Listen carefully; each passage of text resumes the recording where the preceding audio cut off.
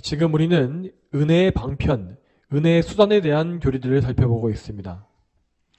은혜의 방편이라는 것은 하나님께서 당신의 백성들에게 은혜를 베풀어 주시기 위해서 정하신 수단 혹은 통로라고 할 수가 있습니다.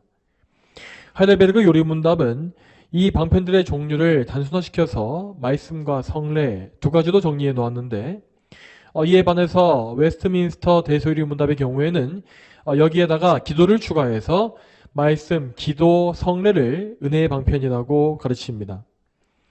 우리는 이러한 은혜의 방편들이 무엇인지를 알아야 하고, 또한 실제로 이 은혜의 방편을 활용함으로써 하나님의 은혜를 받아 누려야 합니다.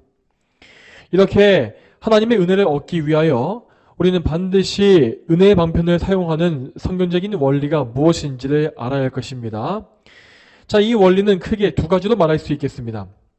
자, 첫 번째로 우리는 성경에 나와 있는 올바른 방법대로 은혜의 방편을 바르게 사용해야 합니다.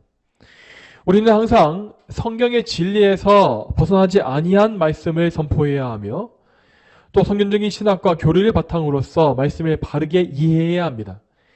그리고 우리는 기도할 때에도 성경에 맞는 올바른 내용의 기도를 드려야 하죠. 뿐만 아니라 우리는 성례를 집행할 때에도 바른 교리에 따라 성례를 이해해야 하고, 성경에 나와 있는 바 성례의 유익을 사모하는 가운데 성례에 동참해야 합니다. 이와 같이 올바른 방법을 취하지 않는다면 아무리 우리가 은혜의 방편을 열심히 사용한다 할지라도 은혜는 주어지지 않습니다. 왜냐하면 하나님께서는 항상 이 성경의 말씀, 진리 안에서만 모든 일을 행하시기 때문입니다. 따라서 우리가 말씀의 범주를 벗어나서 은혜의 방편을 사용하려고 할 때 우리는 하나님의 뜻에 어긋나는 죄를 짓고 있는 것입니다. 당연히 그러한 상태에서는 하나님께서 약속하신 바 은혜를 역시 받을 수가 없겠지요. 자, 이에 다음으로 이어지는 두 번째 원리는 성령님의 사역에 의지하는 것입니다. 자, 다시 말씀드리지만 은혜의 방편은 어디까지나 은혜의 통로일 뿐입니다. 은혜의 방편, 통로 그 자체로서 은혜를 만들어내는 것은 불가능합니다.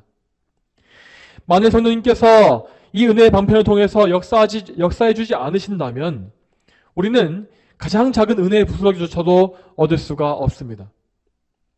그러므로 우리는 모든 은혜의 방편을 사용할 때에 항상 성령님의 주권적인 역사를 구하며 거기에 매달려야 합니다. 이제까지 역사상으로 이 성령님의 사역에 의지하지 않음으로 인하여서 이 죄인들은 정말 다양한 잘못을 범해왔습니다. 어떤 사람은 이 은혜의 방편에 대한 열심, 그러니까 종교 활동에 대한 열심을 자기의 공로로 여기게 되었고, 또 다른 사람들은 어떤 신비한 종교 체험을 추구하는 신비주의에 빠졌습니다. 그리고 또 다른 사람들은 자신의 종교적인 감정에 심취함으로써 열광적이고 폭발적인 감정만을 추구하는 열광주의에 빠지는 경우도 있었습니다. 자, 그리고 우리 역시 성령님의 은혜를 추구하지 아니한다면 반드시 죄와 오류에 빠질 것입니다. 이렇게 개혁파교회, 우리와 같은 개혁파교회의 경우에는 이 오직 교리의 정확성만을 추구하고 지식만 추구하는 죽은 정통, 즉 형식주의에 빠지기가 정말 쉽죠. 그러므로 우리는 모든 은혜의 방편을 사용할 때에 이 방편의 주권자이신 성령님을 사모해야 합니다. 우리에게는 은혜를 받을 만한 자격이 없고 또 은혜를 구할 수 있는 아무런 능력도 없습니다. 아무리 우리가 성경을 따라서 완벽한 형식과 내용을 갖춘다 할지라도 성령님의 은혜가 없다면 우리는 아무것도 얻지 못합니다. 그러므로 우리는 우리에게 은혜를 부어주시는 보혜사 성령님께 전적으로 의지하면서 기도와 말씀과 성례를 활용해야 합니다. 자, 이러한 관점을 통하여서 우리는 오늘 이 세례가 무엇인지를 바르게 이해해야 합니다. 오늘 말씀은 이 세례에 대한 두 번째 시간으로서 72문에서 74문을 볼 것입니다. 그러면 요리문답을 묻고 답하겠습니다. 먼저 72문 보겠습니다. 72문 질문하겠습니다. 물을 사용하여 베푸는 외적인 세례가 죄를 씻어줍니까? 오직 예수 그리스도의 피와 성령만이 우리의 모든 죄를 씻어줍니다. 73문입니다. 그러면 왜 성령께서는 세례를 중생의 씻음과 죄의 씻음이라고 부릅니까? 거기에는 충분한 이유가 있습니다. 하나님께서는 물이 우리의 더러움을 씻어주듯이 그리스도의 피와 영이 우리의 죄를 씻어준다는 점을 가르치시려는 것입니다. 그러나 더욱 중요한 것은 하나님께서 이러한 신적 보증과 표지를 통하여 우리의 죄에 대한 영적인 씻음이 물에 의한 씻음처럼 실질적이라는 확신시켜 주시고 있다는 것입니다. 자, 74문입니다. 유아들도 세례를 받아야 합니까? 예, 하나님의 언약과 교회에는 어른뿐만 아니라 유아들도 포함되기 때문입니다. 그리스도의 보혈과 믿음의 저자이신 성령에 의한 죄의 구속은 어른들에게만이 아니라 유아들에게도 약속되어 있습니다. 표식인 세례에 의해 그리스도의 교회에 속하게 되며 불신자의 자녀와도 구별되는 것입니다. 구약에는 이것이 할례로 말미암아 이루어졌으며 세례로 대체된 것입니다. 아멘. 오늘 요리문답 72문은 이 세례에 약속된 은혜에 대해서 올바른 관점을 제시하고 있습니다. 성경은 분명히 물로 씻는 성례인 세례를 명령합니다. 그렇지만 동시에 성경 어디에도 이 세례 자체에 신비한 구원의 능력이 있다는 내용은 없습니다. 실제적으로 우리를 구원하는 공로와 효력은 그리스도의 보혈과 성령님의 능력에 있습니다. 세례는 그리스도를 통해서 주어진 구원을 확증하는 증표로서 주어진 것이며 또한 하나님의 은혜를 더욱더 풍성히 받기 위한 통로의 역할을 할 뿐입니다. 자, 이러한 요리문답의 내용은 이 현대 교인들에게도 반드시 필요한 것입니다. 그렇지만 이 요리문답이 작성되었던 시대의 신자들에게는 이 내용이 지금 그런 것보다 훨씬 더 중요했습니다. 왜냐하면 16세기 당시에 이 모든 유럽인들은 로마 가톨릭의 성례 교리를 너무나 오랫동안 접해왔었기 때문입니다. 로마 가톨릭은 이 세례 자체를 구원의 조건, 구원의 방편이라고 간주합니다. 즉 그들은 물로 씻는 세례가 자동적으로 사람의 구원을 이룬다라고 믿는 것입니다. 그들의 교리에 따르면 세례는 원죄와 자범죄를 사하고 그리스도의 몸에 연합시키며 하나님의 자녀로 입양되는 효과를 낳습니다. 그래서 이 세례 성사를 받은 사람들은 이 대죄를 짓고서 회개하지 않는 경우만 제외하면 지옥에 가지 않는다고 하는 것이 이 천주교의 교리입니다. 참고로 그들이 말하고 있는 대죄라고 하는 것은 주로 십계명을 심각하게 어긴 것이나 고의적으로 지은 죄, 자발적인 죄를 말하는데 이러한 죄들을 회개하지 않고 죽는 사람은 세례를 받았다 할지라도 지옥에 간다라고 그들은 말하는 것입니다. 자, 그렇지만 이러한 주장은 총체적으로 심각하게 잘못되어 있습니다. 자, 우선 세례는 결코 구원의 조건이 될 수가 없습니다. 자, 성경 어디에도 그런 말씀이 나오지 않기 때문입니다. 물론 일반적인 교회 안에서 그리스도를 믿고 신앙생활을 하는 성도들은 반드시 세례를 받아야 할 의무가 있습니다.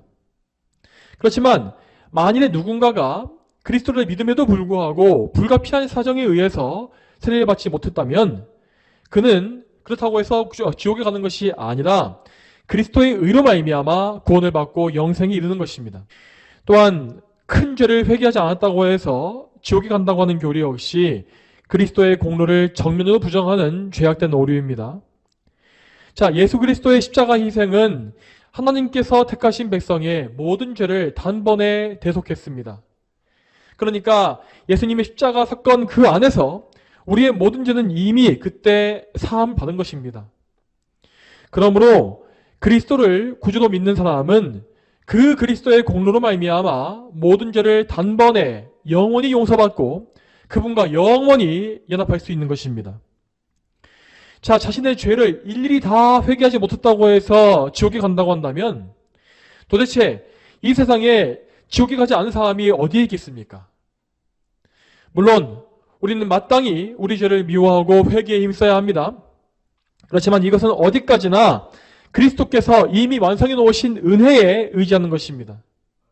성도는 이미 2000년 전에 모든 죄를 용서받은 상태에서 죄의 더러움을 씻기 위해서 회개의 생활을 하는 것을 알아야 할 것입니다.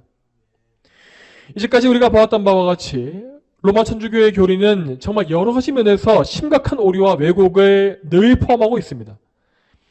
그들은 그리스도의 의로만 받는 칭의를 거절해버리고 인간의 공로를 항상 추구하기 때문에 이렇게 계속해서 함정에 빠지고 점점 더 큰 오류를 범할 수밖에 없는 것입니다. 그래서 그들은 세례 역시 하나의 종교적인 의의와 공로로 간주하는 것이고, 세례를 받기만 하면 무조건 구원받는다고 하는 비성경적인 주장을 할 수밖에 없는 것입니다.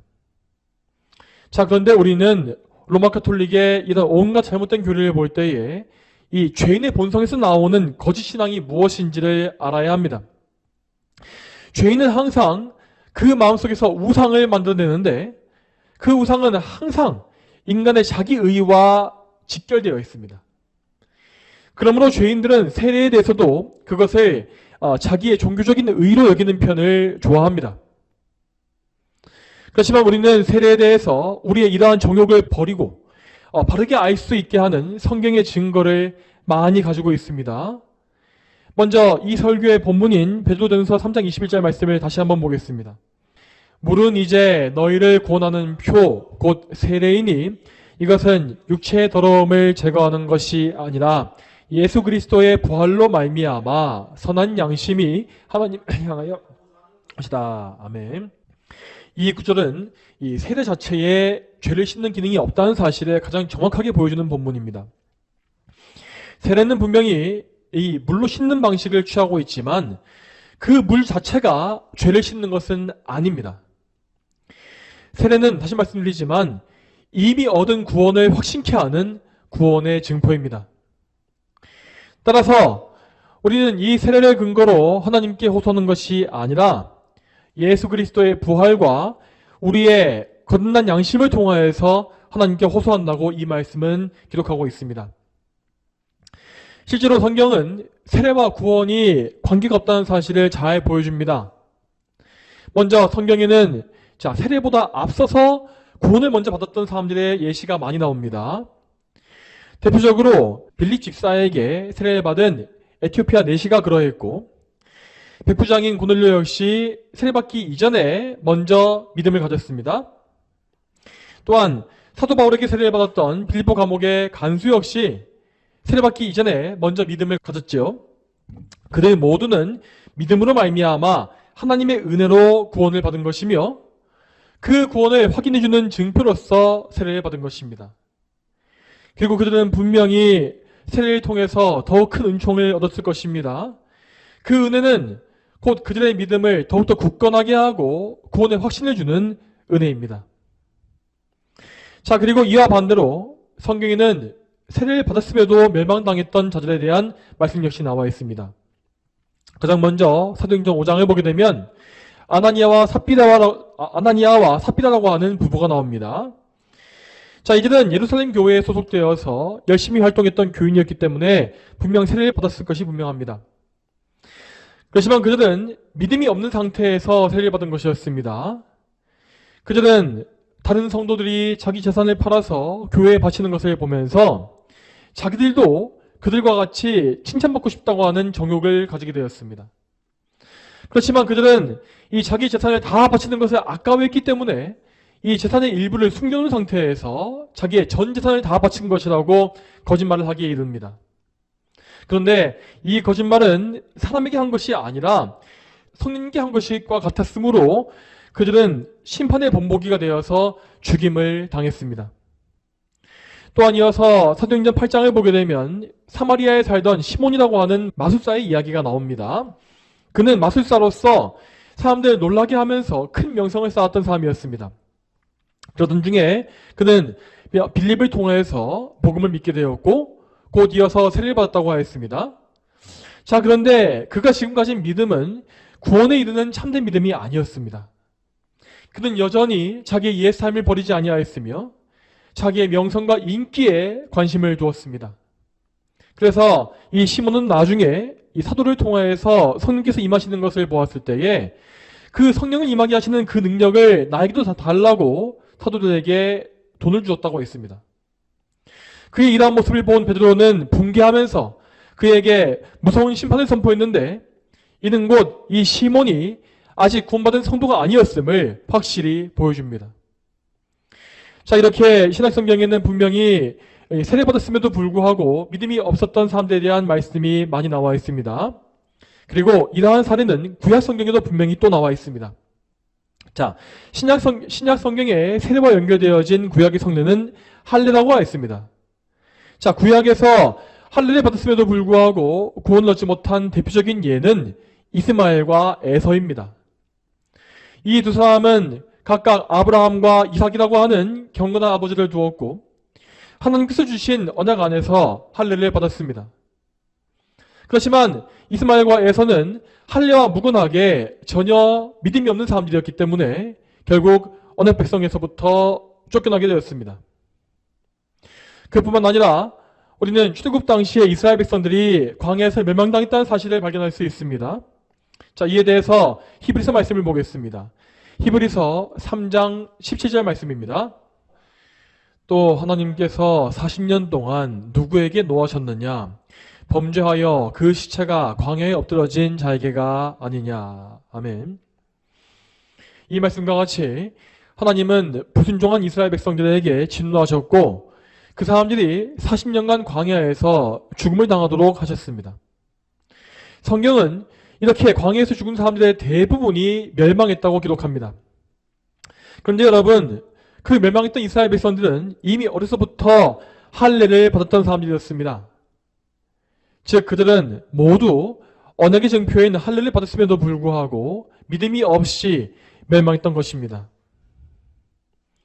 이와 같이 성경은 할례와 세례가 구원의 조건이 아니라고 분명히 말씀하고 있습니다. 사람의 구원은 몸에 받은 할례와 세례를 통해서 오는 것이 아닙니다. 그 대신에 우리는 우리의 마음에 할례와 세례를 받아야만 참된 구원을 얻을 수 있습니다. 자, 또 이에 대해서 로마서 말씀을 보겠습니다. 로마서 2장 28절과 29절 말씀 같이 한번 보겠습니다. 표면적인 유대인이 유대인이 아니며 표면적 육신의 할례도 참 할례가 아니다. 오직 내면적인 유대인이 유대인이며 의식법의 문자에 의해서가 아니라 성령에 의해서 마음에 받은 할례가 참 할례이다. 이런 사람은 사람에게서가 아니라 하나님께로부터 칭찬을 받는다. 아멘. 이 말씀에 나와 있는 이 마음의 할례라고 하는 것은 곧 성령께서 이루어주시는 거듭남, 중생의 역사를 가리킵니다. 우리는 성령께서 주시는 마음의 할례, 또 영적인 세례를 받아야 하는 것입니다. 이처럼 우리는 성령님의 주권적인 사역을 통해서만 속 사람이 다시 태어나서 새로운 피조물로 변화할 수 있습니다. 성령님은 우리를 거듭나게 하시고 그리스도의 보혈로 죄를 씻어주시며 또한 우리를 거룩하게 만들어주십니다. 그러므로 모든 죄인들은 그들을 구원하시는 하나님의 은혜와 능력을 의지하는 가운데에서 구원의 증표인 세례를 받아야 하는 것입니다. 자, 그러면 계속 이어서 73문을 보겠습니다. 자, 73문 말씀을 보게 되면 이 문답에는 이 성경 말씀을 오해하기 때문에 나올 수 있는 한 가지 질문이 나와 있습니다. 자, 성경의 일부 구절을 보게 되면 이 세례를 직접적으로 죄의 씻음과 중생의 씻음이라고 부르는 경우가 있습니다. 대표적으로 사도행전 22장 16절 말씀을 같이 한번 볼까요? 자, 사도행전 22장 16절 말씀. 이제 왜 주저하느냐? 일어나 세례를 받고 그분의 이름을 불러 당신의 죄 씻음을 받으라. 아멘. 자, 이 말씀은 이 세례를 받는 것과 죄의 씻음을 곧바로 연결합니다. 그래서 어떤 사람들은 이 말씀을 근거로 해서 세례에 실제로 죄를 씻는 기능이 있다고 주장하게 되었죠. 그리고 또 이어서 디도서 말씀도 한번 보겠습니다. 디도서 3장 5절 말씀입니다. 우리를 구원하시되 우리가 행한 의로운 행위들로 말미암지 않고 오직 그분의 긍휼하심을 따라 중생의 씻음과 성령의 새롭게 하심으로 하셨다. 아멘. 자, 이번에도 일부 사람들은 이 말씀에 나와 있는 중생의 씻음이라는 표현이 이 세례를 가리키는 것이라고 이해합니다. 그래서 그들은 이 말씀을 근거로 해서 세례가 곧 사람을 중생케 하는 도구가 된다고 말한 바 있습니다. 자, 그러나 이러한 주장들은 모두 성경의 말씀을 너무나 오해한 것입니다. 자, 이러한 오해를 피하기 위해서 우리는 반드시 성경의 한 구절을 이해할 때에 그것을 다른 구절과 비교해 보면서 서로 모순이 없게 해석하는 그런 습관을 들여야 합니다. 우리 이 설교의 본문이었던 베드로전서 3장 21절의 말씀에서 알 수 있듯이 이 세례의 물은 우리의 더러운 죄를 제거하는 것이 아닙니다. 따라서 방금 우리가 읽었던 세례를 죄의 씻음과 중생의 씻음에 연결하는 이런 구절들은 모두 세례의 기능을 비유적으로 표현하는 것으로 우리는 봐야 할 것입니다. 자, 여러분, 우리는 성례를 가리켜서 눈에 보이는 복음이라고 부릅니다. 그러니까 즉 세례와 성찬은 복음의 말씀을 눈에 보이는 상징과 모형으로서 드러내는 것으로서 우리의 믿음을 확증해 주는 역할을 한다는 것입니다. 그러므로 세례에 사용되는 물은 우리 죄를 씻으시는 하나님의 은혜를 상징하는 증표입니다. 마치 우리가 목욕을 할 때 물로 우리의 몸을 깨끗하게 씻는 것과 같이 하나님은 물이 아니라 그리스도의 보혈과 성령의 능력으로서 우리를 깨끗하게 씻으십니다. 다시 말해서 하나님은 죄인을 구원하시고 깨끗하게 하시는 그분의 은혜를 증거하시기 위하여 이 세례라고 하는 귀중한 표징, 눈에 보이는 표징을 우리에게 주신 것이지요. 그러므로 우리는 성경에 대한 모든 오해와 인간의 공로에 대한 유혹을 떨쳐버리고 이 세례를 통해서 오직 하나님의 은혜를 더 많이 바라봐야 합니다. 우리에게 보여주시는 하나님의 은혜는 실제로 우리의 죄와 더러움을 씻습니다. 그리고 그 은혜는 우리를 거듭나게 하심으로써 옛 본성의 타락에서부터도 건져주십니다. 우리는 이 실제적이고 확실한 은혜를 믿고 항상 하나님께 가까이 나가야 합니다. 우리가 그리스도를 믿고 성령님을 통해서 하나님께 나아갈 때에 하나님은 우리를 기쁘게 맞이해 주실 것이고 그분 안에 있는 풍성한 은혜를 넘치게 부어주실 것입니다. 자, 그러면 계속 이어서 74문을 보겠습니다. 이 요리문답의 내용은 다시 한번 읽어보겠습니다. 유다들도 세례를 받아야 합니까? 예, 하나님의 언약과 교회에는 어른뿐만 아니라 유아들도 포함되기 때문입니다. 그리스도의 보혈과 믿음의 저자이신 성령에 의한 죄의 구속은 어른들에게만 아니라 유아들에게도 약속되어 있습니다. 따라서 유아들은 언약의 표식인 세례에 의해 그리스도의 교회에 속하게 되며 불신자의 자녀와도 구별되는 것입니다. 구약에는 이것이 할례로 말미암아 이루어졌으며 신약에 와서 세례로 대체된 것입니다. 아멘. 자, 지난주 말씀에서 우리는 세례가 신앙 고백을 기초로 베풀어져야 한다고 배웠습니다. 그리고 이와 동일한 이유에서 유아 세례 역시 부모의 신앙 고백을 기초로 해서 자녀에게 베풀어 주는 것임을 우리는 알게 되었죠. 자, 이 간략한 말씀에 이어서 오늘은 유아 세례에 대해서 좀 더 자세한 내용을 살펴봐야 할 것입니다. 유아 세례에 대해서 알기 위해서 우리는 먼저 반드시 하나님의 언약이 무엇인지를 알아야 합니다. 하나님께서는 구약과 신약 성경에서 동일하게 당신의 백성과 언약을 맺으시는 분으로 계시되어 있습니다. 하나님은 우리의 중보자이신 예수 그리스도와 먼저 언약을 맺으심으로써 그 그리스도 안에 있는 모든 백성들, 우리와도 언약을 함께 맺으신 것이죠. 그러므로 그리스도 안에서 이 언약 안에 들어갔던 모든 사람은 영원히 하나님의 백성이 되고 하나님 안에 거할 수가 있는 것입니다. 자, 그런데 성경을 보게 되면 하나님께서 이 귀중한 언약에 어른뿐만 아니라 그들의 어린 자녀까지도 함께 포함시키시는 것을 볼 수 있습니다. 이에 대해서 대표적인 예로 창세기 말씀을 보겠습니다. 창세기 17장 7절 말씀 같이 한번 보겠습니다. 내가 내 언약을 나와 너 및 내 후손 사이에 대대로 세워 영원한 언약이 되게 하고 너와 내 후손의 하나님이 될 것이다. 아멘.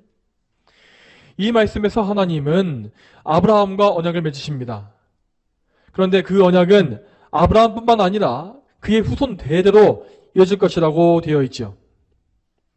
그리고 하나님은 이 말씀에 곧바로 이어서 이 언약의 징표인 할례를 명령하시는데 이 할례에는 어른뿐만 아니라 난지 8일 된 유아까지도 모두 참여하는 것으로 나와 있었습니다. 이러한 언약의 성격은 훗날에도 계속 이어집니다. 그래서 신명기 29장을 보게 되면 가나안 땅에 입성하는 이스라엘 백성들이 그 유아들까지 모두 언약에 참여할 것이라고 나와 있는 것을 볼 수가 있습니다. 또한 이러한 약속은 신약 시대도 동일합니다. 이에 대해서 사도행전 말씀을 보겠습니다. 사도행전 2장 38절과 39절입니다. 베드로가 그들에게 말하였다. 회개하라. 그리고 너희가 죄를 용서받기 위하여 예수 그리스도의 이름으로 각각 세례를 받아라. 그러면 너희가 성령을 선물로 받을 것이다.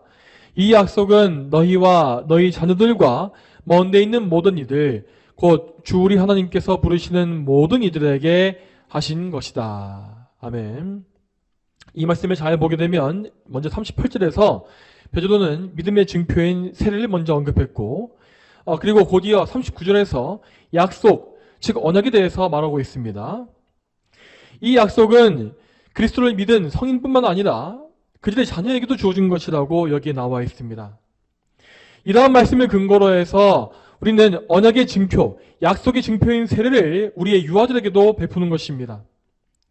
실제로 사도들은 한 집안이 회심해서 세례를 받을 때에 그 가족 전체에게 세례를 주었다고 하였습니다. 그 당시에 가족들은 주로 여러 대가 함께 모여 사는 대가족이 많았기 때문에 거기에 어린 아이들이 함께 있었을 것이라고 유추하는 것은 매우 자연스러운 일입니다. 자, 이와 같이 우리는 성경 속에서 어린 자녀에게도 언약의 복을 주시는 하나님의 은혜를 발견할 수가 있습니다. 하나님께서 주시겠다고 선포하신 은혜를 인간이 막는 것은 있을 수가 없는 일입니다. 따라서 우리는 하나님의 선하신 뜻에 의지하여서 우리의 어린 자녀에게도 믿음으로 담대하게 세례를 베풀어야 합니다. 그렇지만 우리가 여기에서 반드시 기억해야 할 점이 있습니다. 그것은 유아 세례가 그 부모에게 막중한 책임을 요구한다는 사실입니다. 하나님께서는 믿음을 가진 신앙의 부모들에게 그 자녀를 믿음으로 양육할 것을 엄숙하게 명령하십니다. 자, 이에 대해서도 찾아봐야 될 말씀이 있습니다. 자, 먼저 신명기 6장 6절과 7절을 보겠습니다. 신명기 6장 6절과 7절 말씀. 내가 오늘 내게 명령하는 이 말씀을 내 마음에 있게 하고 내 자녀에게 부지런히 가르치며 집에 앉아 있을 때나 길을 갈 때나 누울 때나 일어날 때나 언제든지 이것들을 말하여라. 아멘. 이 말씀은 구약의 선민이었던 이스라엘 백성에게 주어진 자녀 교육의 핵심 원리였습니다. 이스라엘의 부모들은 다른 어떤 것보다 먼저 자녀에게 하나님의 말씀을 가르쳐야 했고, 또한 그 말씀을 떠나지 않게끔 생활의 모든 면에서 말씀을 말하고 말씀을 적용해야 했습니다. 또한 신약 성경의 사례를 보자면 디모데의 가정에서 이루어졌던 신앙교육의 사례를 우리는 볼 수 있습니다. 자, 이에 대해서 디모데 후서 말씀을 볼까요? 자, 디모데 후서 1장 5절 말씀을 같이 보겠습니다.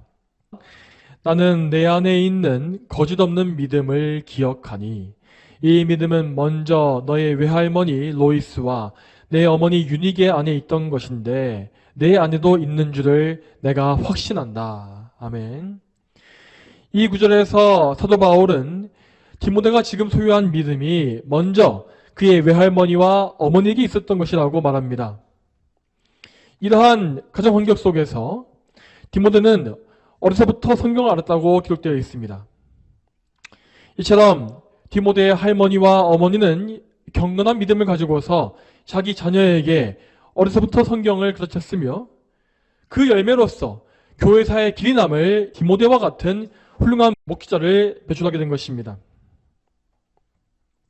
이러한 성경의 교훈을 따라서 우리의 선조들은 자기 자녀를 가르치는 일에 정말 자기의 생명을 다 바치는 믿음을 보여준 바 있습니다. 이에 대해서 우리 선배들의 말을 몇 가지 이용해 드리겠습니다. 먼저 청교도 목사님인 리처드 백스터는 이렇게 말한 바 있습니다. 자, 부모가 자녀를 하나님 없이 양육하는 것은 그들의 영혼을 죽이는 행위이다. 세상의 교육과 교양이 그들을 구원하지 못할 것이다. 또 다른 청교도 신학자인 존 오웬도 이런 말을 남긴 바 있습니다.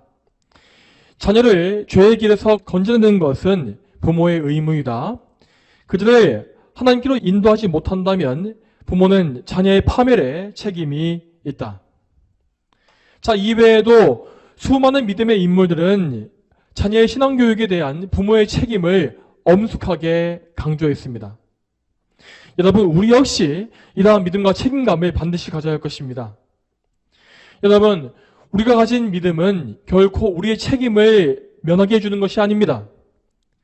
참된 그리스도인, 성도는 항상 자기에게 주어진 소명과 책임을 다하는 가운데에서, 그런 가운데에서 모든 것을 믿음으로 하나님께 맡기는 것입니다. 자, 이러한 원리는 우리 자녀 교육에 있어서도 마찬가지입니다. 우리는 우리 자녀에 대하여서 항상 하나님의 주권적인 은혜를 구하는 가운데에서 그 가운데 내게 맡겨진 바 책임을 다해야 합니다. 자녀는 그야말로 부모에게 맡겨진 소명과도 같습니다. 자녀에게 하나님의 말씀을 가르치는 것, 또한 그들의 삶의 목표와 가치관을 신앙 중심으로 형성해 주는 것, 그들에게 믿음의 본보기를 보이는 것, 이런 것이 바로 부모의 책임이며 교육의 소명입니다. 그리고 우리가 이러한 책임을 다했을 때 우리는 우리 자녀의 인생과 그 결과를 모두 하나님께 기쁨으로 맡길 수가 있을 것입니다. 물론 우리가 아무리 최선을 다한다 할지라도 우리의 교육 방식에는 많은 문제가 있을 수밖에 없습니다.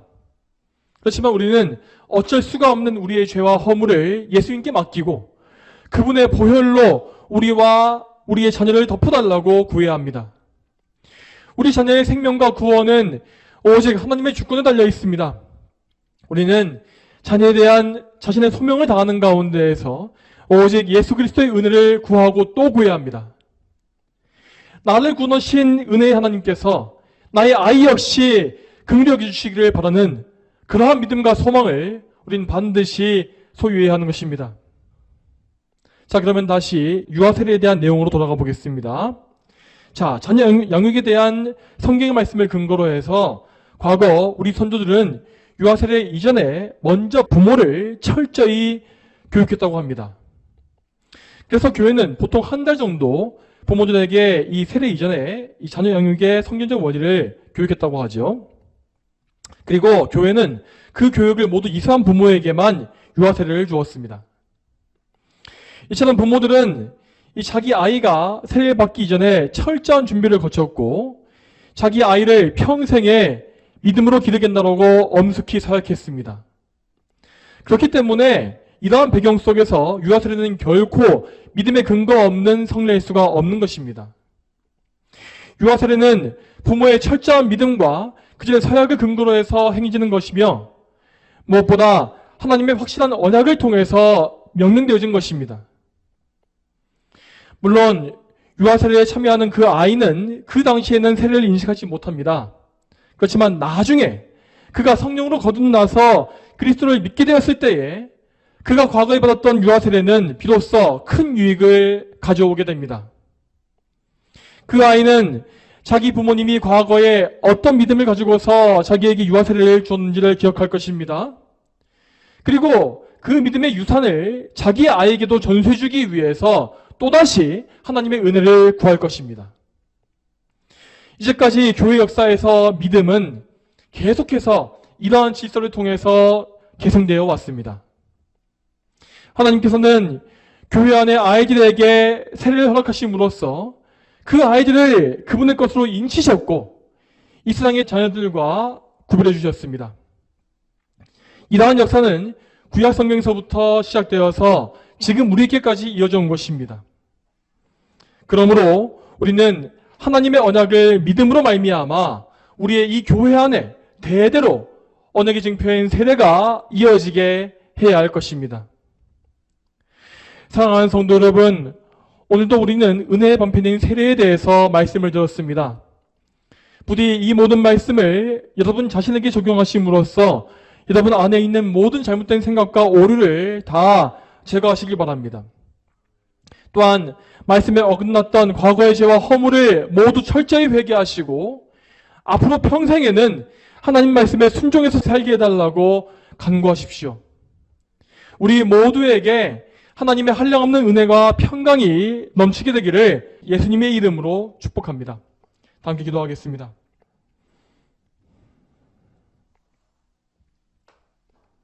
하나님 아버지, 오늘도 이 세례에 대한 말씀을 통하여서 우리에게 주신 바 하나님의 은혜가 무엇인지를 더 깊이 알게 하심에 참으로 감사합니다.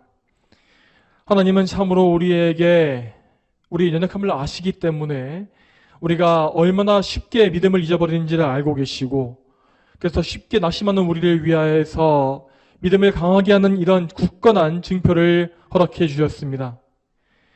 우리는 믿음의 증표인 세례와 성찬을 통하여서 더욱더 하나님을 향한 사랑과 믿음을 굳세게 할 수 있으며, 성령님의 은혜로 말미암아 더욱더 굳센 믿음을 가지고 하나님을 굳건히 붙잡을 수가 있습니다.